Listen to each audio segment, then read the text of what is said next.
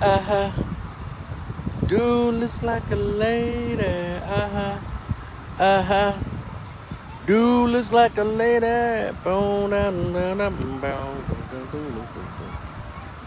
I apologize. Oh, believe me, I do.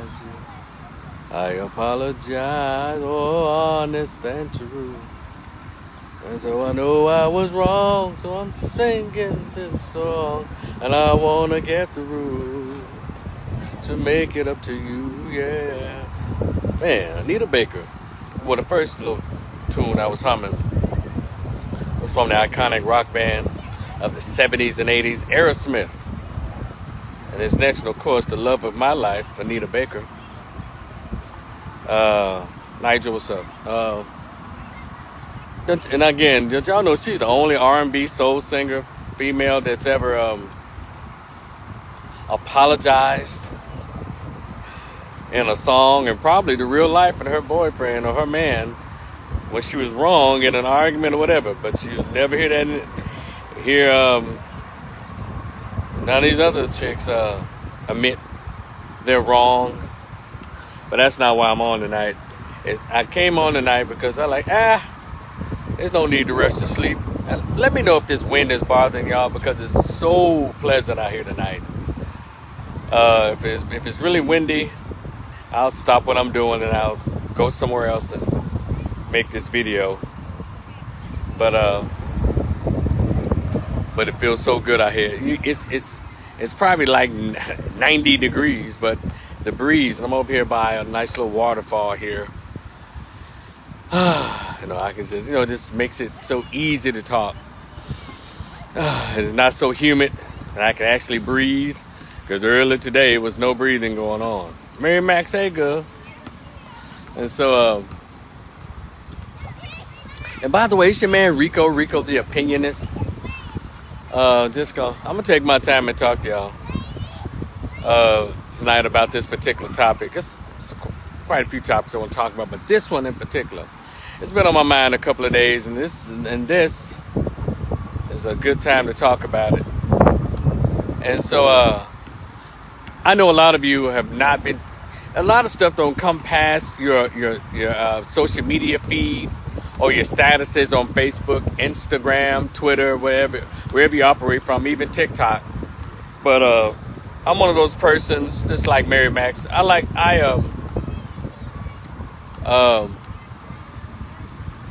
Who try to keep up with at least as many things as possible that's going on in the news.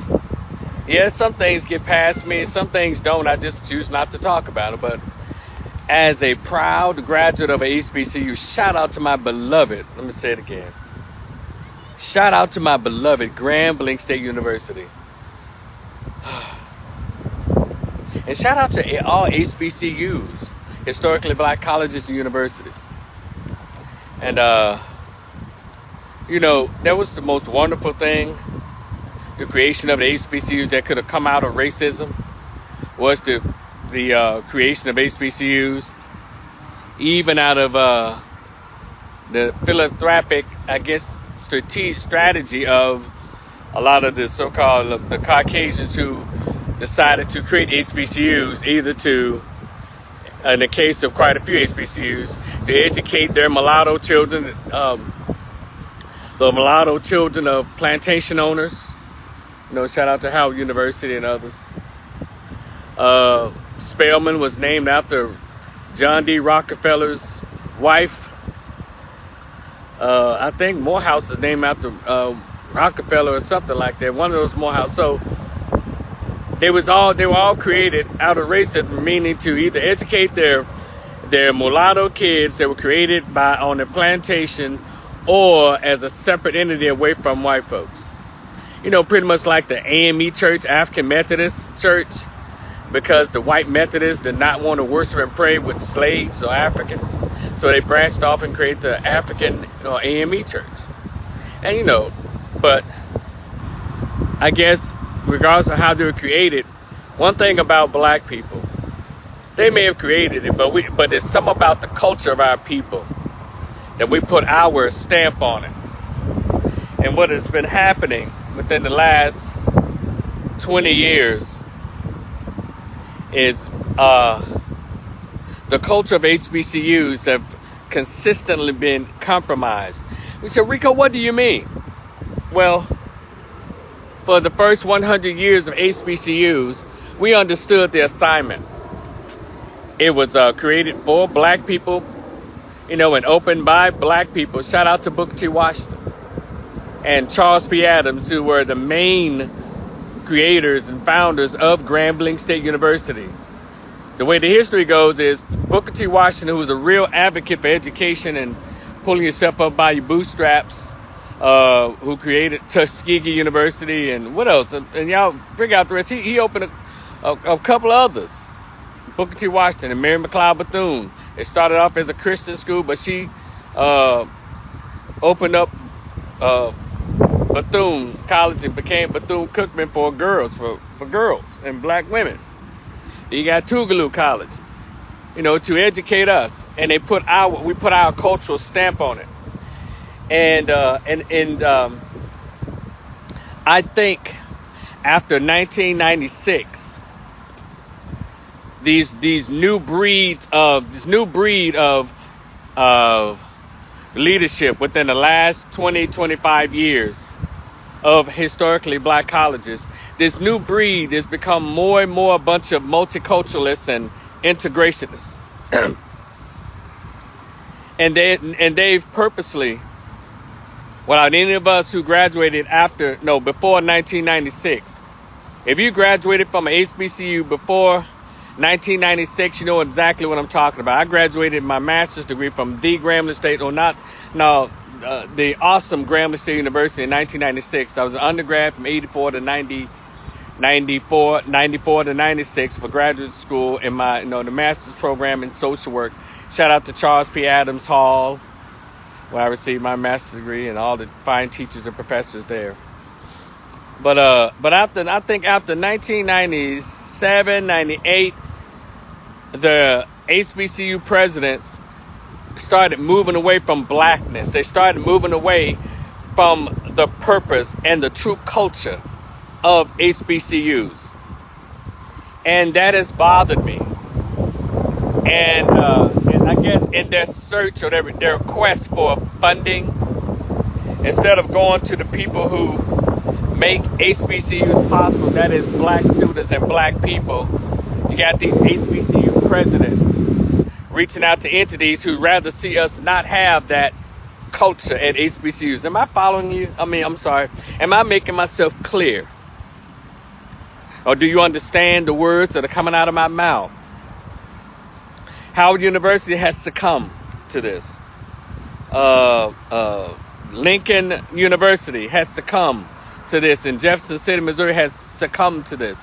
Bluefield and many other HBCUs have pretty much traded black culture giving it away for funding. You say, well, Rico, who do we blame? Well, I blame the leadership at HBCUs. When all we had with us, we produced some of the best minds and some of the best black graduates from colleges that the world ever witnessed. And the number of black people being able to graduate from universities came from HBCUs. More black people, more black professionals, more black scientists, more black lawyers, more black researchers come. The mass of us come from HBCUs. So I don't understand this trend that's been going on for a little over 24 years of black college presidents and VP for academic affairs and deans, or mainly black college presidents, trading out black culture for funding. Because I'm here to tell you, I'll debate anybody. After 1998, black colleges, as it relates to the culture, y'all know the whole concept of pouring cream into black coffee? That's what these black college presidents have been doing. And making these weird ass connections and relationships with these predominantly white schools as if that's going to help us. When we didn't have any connections to anybody. Coach Eddie Robinson and my dear old Grambling State University didn't have connection to anybody except for him and his God and those black players. And he made not just national news, but Grambling State University became world renowned. Conrad Hutchinson didn't have any connection to anybody, but the band at Grambling became world renowned. Do y'all hear me? So I don't understand with these multiculturalists and these integrationist black presidents. And I don't know what the hell they're doing. Yes, I do know what they're doing. I'm tired of being the one or the only few black people that will know what's going on. They are literally selling black culture to predominantly non-black entities. And they're making these weird ass Robert Johnson. Y'all know the story of Robert Johnson, the blues man, who met the devil at the crossroads and traded his soul for the ability to be able to be the best blues guitarist in the world. But he had to pay for it. And that's what I think a lot of these HBCU presidents are doing. They're the Robert Johnsons of our race. They're meeting the devil at the crossroads and selling their gift of black culture in black colleges for funding and participating in the closure and the suppression or the almost like the complete disappearance of blackness at black colleges. Let me give y'all a minute to process that while I feel this breeze. Go ahead.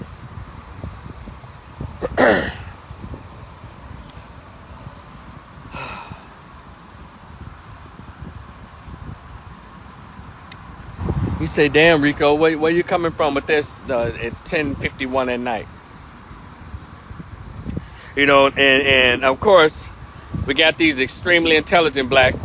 Well, Rico, what are you saying, man? You know, people do grow. Campuses do grow. Businesses grow. They expand. I get that.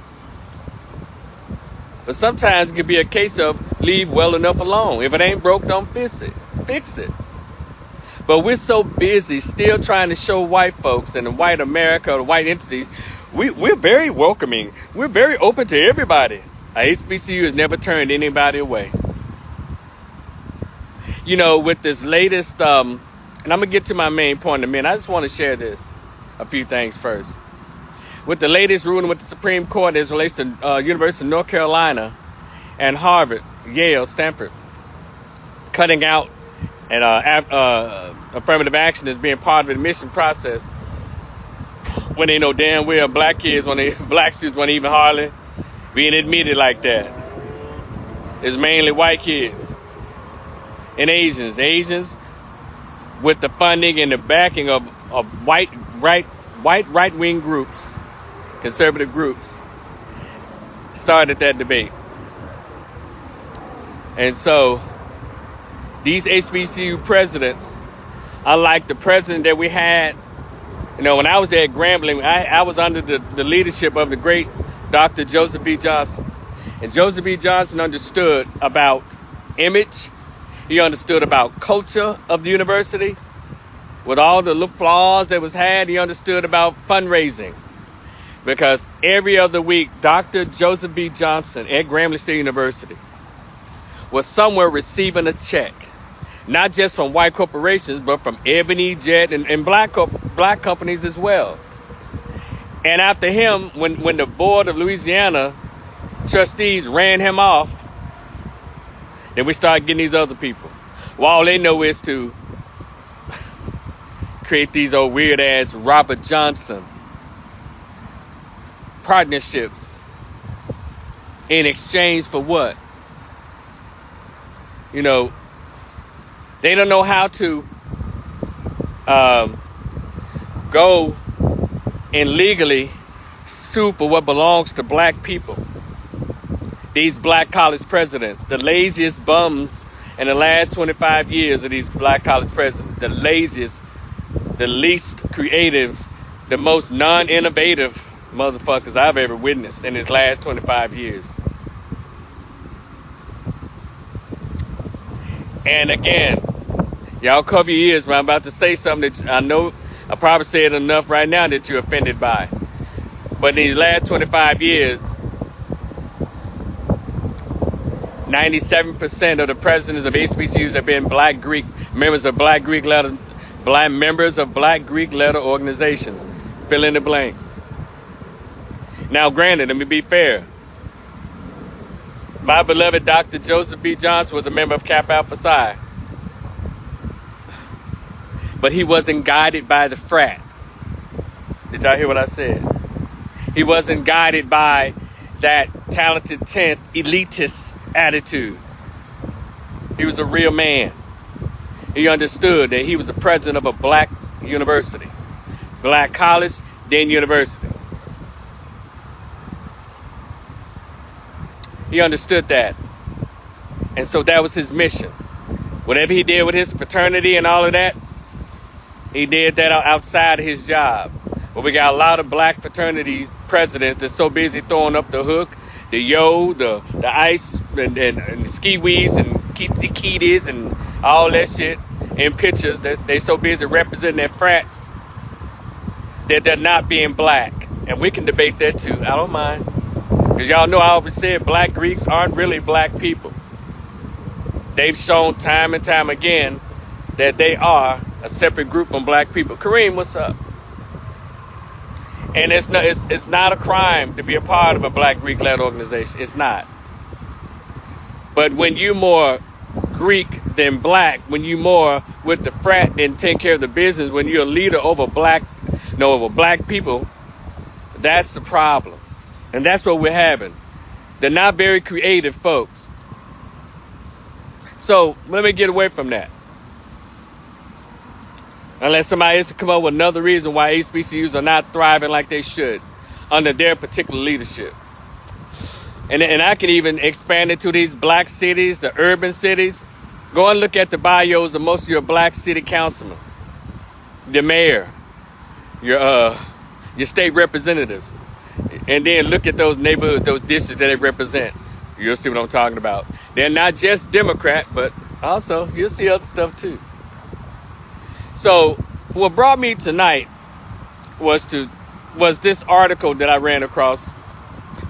At least 6 HBCU presidents have gone on this little caravan to Israel, right? Under the guise of, and I put 2 articles in the description box, so please go ahead and read them. And there are other articles.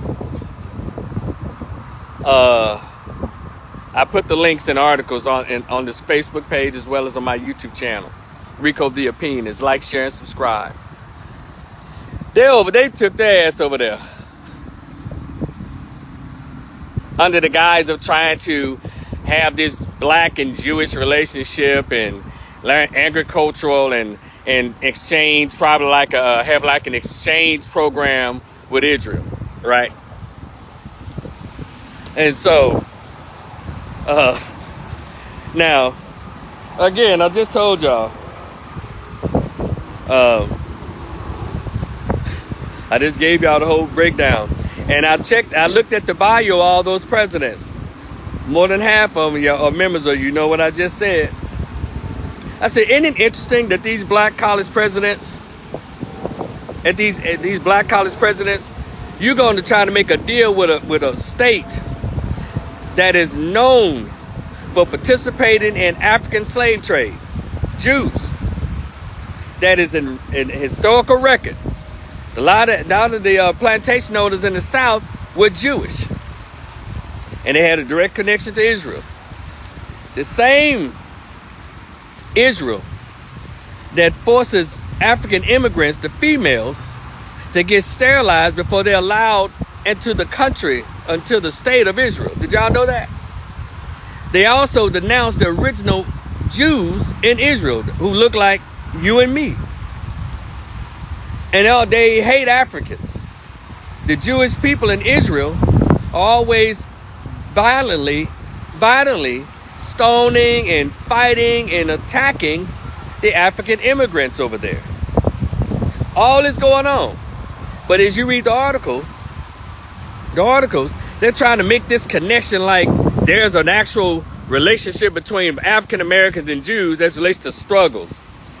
when they've always been, and it's been documented, Israel and Jewish Americans, white folks who were Jews, were a part of the African American struggle and still are. And so I don't understand these 6 HBCU presidents. And I'm so happy Grambling wasn't a part of that dumbass convoy. And know the history. Mr. Farrakhan and Brothers of the Nation of Islam have a book out called The Secret Relationship Between Blacks and Jews. It is written historically. But you still gonna try to think you're gonna get some money from Israel and sell out the culture just for a couple of dollars under this fake ass exchange? Come on, y'all. You know, and y'all will see the list of the colleges. I think Virginia Union, Florida A&M, Alabama State, North Carolina A&T, what else? Those are a few that I can remember off the top of my head who are all part of that. Morgan State. Come on, y'all. Y'all can't do no better than that. Y'all can't be more creative in fundraising, and we got all these HBCUs. Y'all can't form an exchange program with these 100 HBCUs that we have. It relates to programs. Kareem, I ain't see Tennessee State in that list. You did? I'm about to read that article. But shit, I didn't see that, Kareem. Kareem said Tennessee State, my home state. Wow. We always bragged on the female president of Tennessee State. But the thing is, okay, he said I may be wrong. Cause I put 2 articles up there. Go read them, cause they listed them all. And so I was like, what y'all got going on at these HBCUs? You know, and that bothers me. And we need to have these conversations about, you know, when they pick these presidents, they need to ask each president, do you know who Dr. John Henry Clark is? Oh, you saw it, Kareem? Okay, I'm gonna look it up. I'm gonna go and look again. You need to ask these college presidents, do y'all know who Dr. Kareem, Kareem. Do y'all know who Dr. Naeem Akbar is? Dr. Frances Cress Welsing? You ever heard of Dr. Claude Anderson? You ever heard of Dr. Frances Cress Welsing? If they answer, and have you read any research or books by these people? And if they say no, they don't need to be the president of black colleges. They don't. Because obviously they're out of touch with black people and the culture of black colleges. Because let me tell y'all something about these black colleges today. And I'm going to keep talking about this. Kareem said, don't quote me, I could be wrong. I'll check it out, brother, I swear. But, see, we got to vet these people. We know the state boards, these little white state boards be picking them, but we got to vet them. Because it's time out for having these old multicultural, integrationist, diversity, and inclusive ass Negroes running black institutions, because they have no interest in pushing the culture that we enjoyed, those of us who graduated from HBCUs before 1998. Because we had black culture, and that is black stuff. We had black students from all over the country. They may not have been abreast of, excuse me, their blackness before they came to Grambling. But when they got to Grambling, they got to meet the 5% Nation brothers, the Nation of Islam brothers and sisters. They got to meet the sons and daughters of Imhotep. They got to meet the sons and daughters of Imhotep, the gods and goddesses of the earth. Hell, they got to meet me. They got to meet our black professors who were heavily ingrained and understood the purpose of black kids being in HBCUs. See, right now, I think at a lot of HBCUs, they're pushing a bunch of feminism and vote Democrat and LGBT issues. I don't think they dare touch black issues. You may have a few black students there who try to talk about it, but I don't think they do. So these HBCU presidents feel very comfortable doing some bullshit like that. And y'all know, if there's a God beyond the clouds, if I were a student at any one of those universities, y'all know I like to write, I would, flame they fucking ass on their campus. I write my little newsletter, man, calling his ass out the way I used to do when I was a student at Grambling. I called out the president, the director of housing, financial aid, whoever the leader was, and they were doing some, what I considered some weird stuff. I called them out. But see, these students today don't understand how to do that. And I firmly believe when my crew, when we graduated, the conscious students, the students who were, when we graduated from Grambling in 1996 officially, well, I think we had a few more of us left. And I say us, those of us who brought the funk, who brought light to, who shed light on racism, white supremacy, and selling out and bootlicking and unjamimaing and bed winching. Those of us who were there, man, the administration there was happy because then they were able to groom the students who respected the administration without any question. It's not that I didn't respect the administration. They just couldn't tell me anything. You know why? Because I knew that my tuition made it possible for them to be there. So I behaved like a paying customer. And I like to think I inspired a lot of other students in that vein to behave like paying customers. Hell, the black students at HBCUs now act like the president, the VP for academic affairs, and the dean are doing them a favor. No, y'all are doing them a favor, because if there were no students, there would be no need for a president, a vice president, any of that. And also, these same presidents have purposely made sure they wouldn't have the same culture that a lot of us had in the 90s, 80s, and 90s. That there would be no Afrocentric, African-centered, or pro-black students on their campus in large numbers like we had. I know it's about at least 600 of us, on their campus and counting. And when there was a protest, it was a protest. And we were like the thought leaders on that campus. It sure wasn't SGA. It sure wasn't like the fraternities and sororities on campus. They weren't the thought leaders. And I didn't expect them to be the thought leaders. They were there to have the parties and throw the Greek shows. Yeah, they did their part. And I enjoyed those damn fraternity parties too. I sure did. At the Renaissance. Hell, at the where the Kappas throw their parties at in Ruston. Damn, what was the name of that place? And then at the community center there at Grambling, I think the AKs threw parties there and shit. I had a blast. They played their role. They were social clubs. They kicked it. I don't know about the dry dock. Kareem said dry dock. I don't know what that was, but I had a blast. So the culture was varied. And I'm saying this because I would like to read some feedback from some students who currently attend HBCUs to see what they think about this.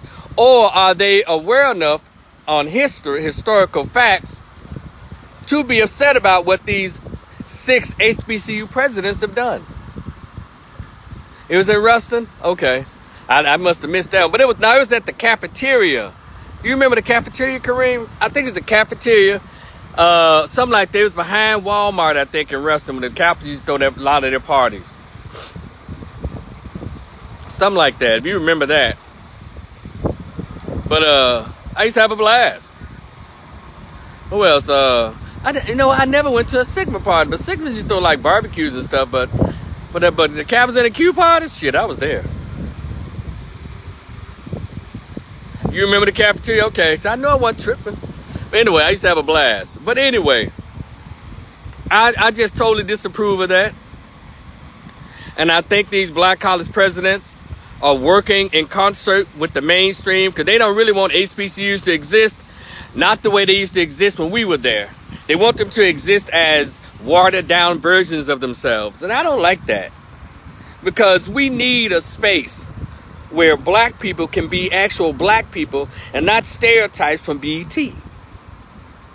And I always say when people talk about the violence that's going on at HBCUs and all of that, that's been happening in the last 5 years or so in a lot of these HBCUs, And I guarantee a lot of it because they're not taught about themselves. And when you have an HBCU that's got like more than 30% of the damn faculty is white, what do you think? How the kids gonna learn about any kind of history and blackness when that's really frowned upon at a lot of these HBCUs? You know, they need to bring black culture back to HBCUs. Because if there was some real consciousness, black consciousness at HBCUs, and they taught them the real history. Now they'll sing the gospel songs and do all the church stuff, but where the conscious, you know, the campus conscious, African-centered program to talk about the struggles and talk about the successes of African Americans like Dr. Claude Anderson.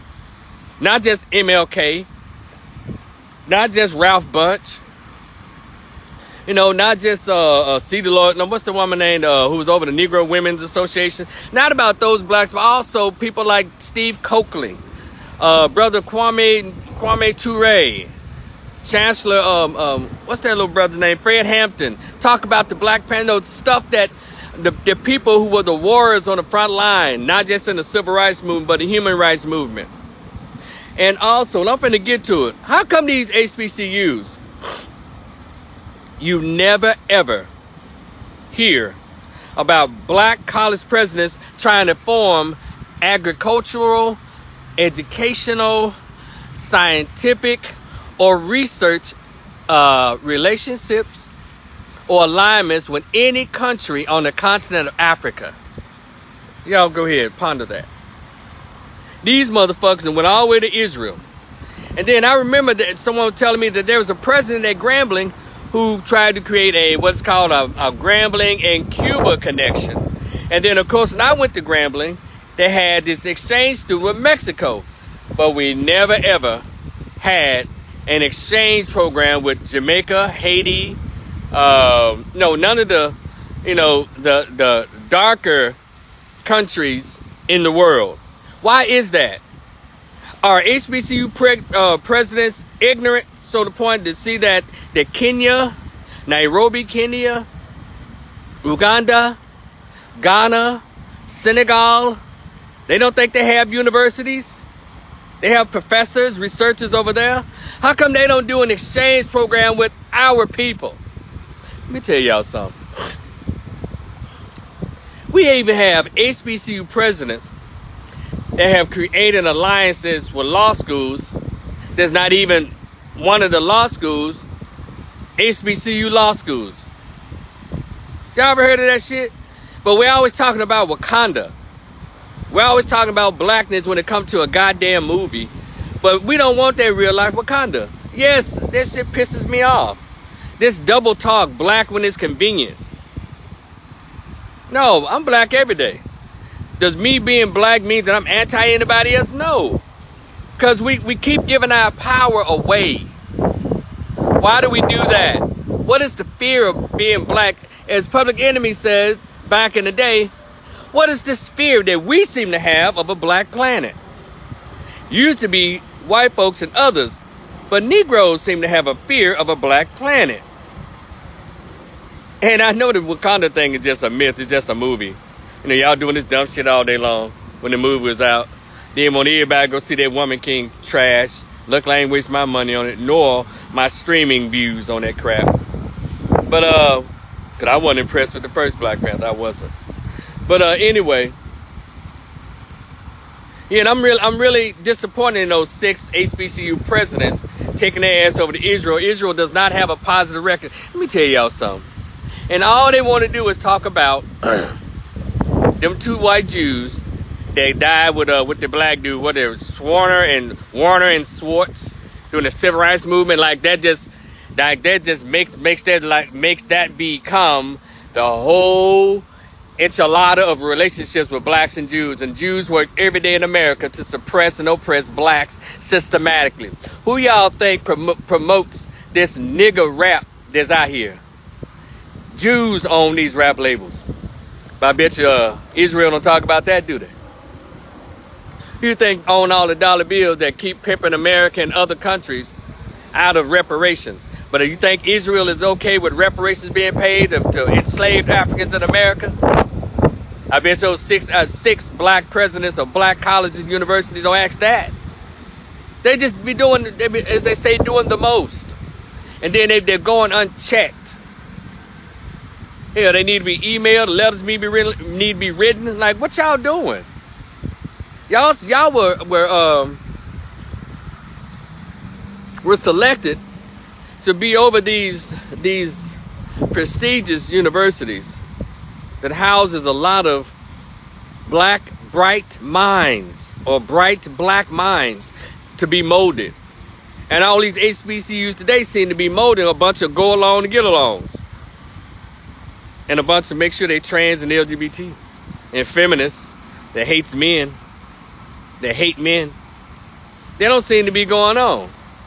I mean, the black colleges that I experienced, the HBCU that I experienced, and my beloved Grambling State University, this foolishness that's going on now at these HBCUs is just out of line. It's ridiculous. So, if y'all read the article, one of my, I think the first article, they were saying that there's been like a fractured relationship, in the image of Jewish people. And guess who they named as antagonists, or as, I guess, negative folks who causing a wedge between blacks and the Jewish people. They named, come on, y'all know, Kanye and Kyrie Irving. I couldn't have been in that meeting. They would have asked me to leave. The other go along, to get along, smoothing Negroes. Said Farrakhan, yeah. I said, what y'all mean? What did Kyrie Irving do to cause a wedge for the relationship that was never there? All he did was share a link. And y'all came down on this man like he joined Adolf Hitler to line Jews up to go in the ovens. He didn't do nothing to anybody. Kanye West spoke the truth. Because everything he said can be researched. Everything I said, everything Mr. Farrakhan has said for 50, 60 years can be researched. Go and do your research. Read a book. Do y'all understand what I'm saying? There's something wrong with these Negroes at these HBCUs, these black presidents at these HBCUs. They're such beggars. They're fucking losers. And there's nothing they can say to talk themselves out of this. One of them, which president? I think I think the president of FAMU. No, it wasn't him. One of them said this was I made the trip, with an open mind, and it was an eye opener for me. I learned some things that I never knew. Negro, you got a PhD. I know it's somewhere in undergrad or high school and working on your PhD, you learned something about history. I know somewhere in your PhD in higher ed administration, your PhD in education, instruction and curriculum, you learned some history. You got the game wrong. These people are playing games with our kids, playing games with our race, playing games with our beloved colleges and universities. Because they're too lazy, too sorry to come up with other funding sources. And hell, the way a lot of them going now, they're too sorry to know how to recruit for black colleges. So they'll take the easy and the lazy route out and try to purposely recruit other people. If other people want to come to black colleges, they'll come. They know they've been there, but they don't want to come because they think they're inferior. Just like a lot of black folks think HBCUs now are inferior. They think they're unnecessary. That's why we're down to 100? About to be 99? Because 40 million blacks won't send their own kids to just 100 HBCUs. Every black college should have a waiting list. It should be at least 20,000 kids, students, undergrads. It should be at least 20,000 undergrads at HBCUs. And at least 5,000 graduate students, and it should be every year. You got 40 million black folks. Hell, if it was just 15 million of us that participated, so you can blame systematic racism and all you want to, but a lot of stuff we do on our own. We do shoot ourselves in the foot, all in the name of trying to be accepted. And that has to stop. Those presidents, they need their asses kicked. You know, and please spare me the intellectual jargon. Well, you know, it's about opening our students up to new and brighter things, to new adventures, to new conversations. We got 100 HBCUs. They have programs that one of us might not have. You could have formed a relationship with them. We have at least, 10 law schools that are black that y'all can form partnerships with. And then all of you can get together and do a class action lawsuit against the United States Department of Education for $1 billion, for $3 billion that's owed to HBCUs. How come y'all won't do that, you lazy begging bastards? How come you won't do that? You know and I know, bums. Just sorry. And black kids don't leave out there thinking that, you know, this is the way HBCU is supposed to be. If we want to just have a regular goddamn university, we can go to a PWI.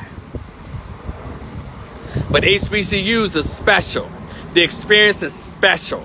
And it's supposed to be from the faculty to the professors to the cafeteria lady in the cab. The dining experience, everything is special.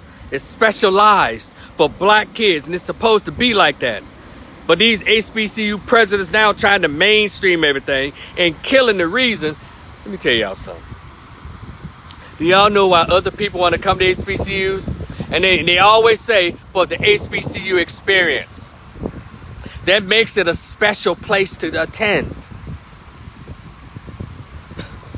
But these multicultural integrations, assimilating Negroes that the president is now, man, they full of shit. That's why a lot of these HBCUs are so watered down. Well, it need to be competitive. We were competitive when we understood who we were as black people in this country. Everybody else understands the purpose of their culture, and they stand on the shoulders of their culture. We're the only group that tried to run away and try to water down and try to thin out the purpose of who we are as black people in this country. And it sucks. And it just man, just drains the energy from my body to watch this happen. And people just standing around looking like they're stupid.